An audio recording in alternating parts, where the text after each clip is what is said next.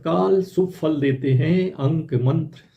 अरे ये हमने क्या सुन लिया कि कोई अंक मंत्र भी है? यस, जैसे चंद्रमा का मंत्र है ओम श्राम श्रीम श्रोम सा सोमाय नमः, और अंक मंत्र में चंद्रमा का मंत्र है ओम 2 7 5 3 1 6 4 नमः। इसी प्रकार बीज मंत्र है मंगल का ओम क्राम क्रीम सोम सा भौमाय नमः, तो अंक में भी मंगल का मंत्र है ओम 3 1 6 4 2 7 5 नमः।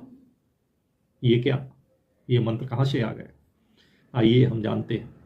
इस जगत में जो कुछ भी हम देखते हैं वो पंच तत्वों से बना है, पृथ्वी से, जल से, अग्नि से, वायु और आकाश से, और इन सब की उत्पत्ति का मूल स्रोत आकाश है। आकाश से वायु, वायु से अग्नि, अग्नि से जल और जल से पृथ्वी की उत्पत्ति होती है। पृथ्वी का गुण गंध, जल का गुण रस, अग्नि का गुण तेज, और जो है वायु का गुण स्पर्श, और आकाश का गुण शब्द है। इस संसार में सभी पदार्थों का मूल स्रोत आकाश तत्व है।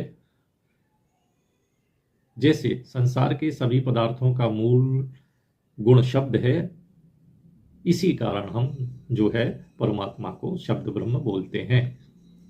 यूं तो सभी पदार्थ, सभी शब्द ब्रह्म के ही रूप है, लेकिन भिन्न भिन्न शब्दों का गुण और प्रभाव अलग होने से हम प्रत्येक शब्द को अंक या संख्या में परिवर्तित कर उसकी माप कर ली जाती है।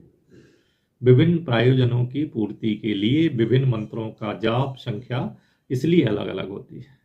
संख्या और शब्द के संबंध में हमारे ऋषि मुनि पूर्ण रूप से परिचित थे, तभी तो किसी मंत्र में जो संख्या, शब्दों की संख्या 100 है, किसी में 22 है, किसी में 5 है, कोई मंत्र एक अक्षरी भी है, क्योंकि शब्द और संख्या का घनिष्ठ संबंध है। इसी प्रकार संख्या और क्रिया का भी घनिष्ठ संबंध है। जैसे शब्द और संख्या का घनिष्ठ संबंध है, इसी प्रकार संख्या और क्रिया का भी घनिष्ठ संबंध है। जैसे अंक एक व्यापक है, एक ब्रह्म का बोध कराता है, क्योंकि वहाँ अद्वैत है, वहाँ ड्यूलिटी नहीं है। इसका तात्पर्य यह है, शब्द और संख्या में संबंध होने के कारण समस्त पदार्थों के मूल में जैसे शब्द है वैसे ही अंक है। अंक 0 शब्द के मूल में आकाश को शून्य कहते हैं, और अंक के मूल में भी शून्य है, तो शब्द के मूल में आकाश और वो शून्य है, इसी प्रकार अंक के मूल में भी शून्य है। तो शून्य से ही शब्द और शून्य से ही अंक की उत्पत्ति होती है।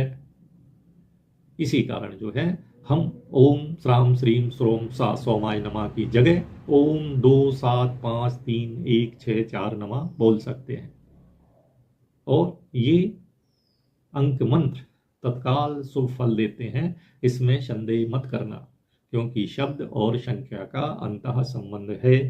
यही कारण है कि शब्द और क्रिया में या संख्या और क्रिया में भी संबंध है। इसी कारण आपने देखा होगा कि बताया जाता आप 16 सोमवार करेंगे, आप 108 गुरुओं की माला लेंगे, या 54 गुरुओं की माला लेंगे, या 27 गुरुओं की माला लेंगे।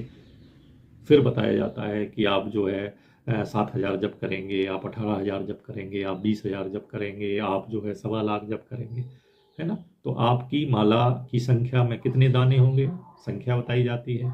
फिर कितना जप करेंगे, वो संख्या बताई जाती है। फिर कितनी बार करेंगे, मतलब जैसे 16 सोमवार है तो वो बताई जाती है। तो और किस चीज़ का जप करेंगे वो मंत्र भी बताया जाता है। तो शब्द और संख्या का अनोन्य संबंध है, और इनके मूल में एक ही बात है, एक ही तत्व है, एक ही ब्रह्म है। तो हम अक्षर मंत्र की जगह अंक मंत्र भी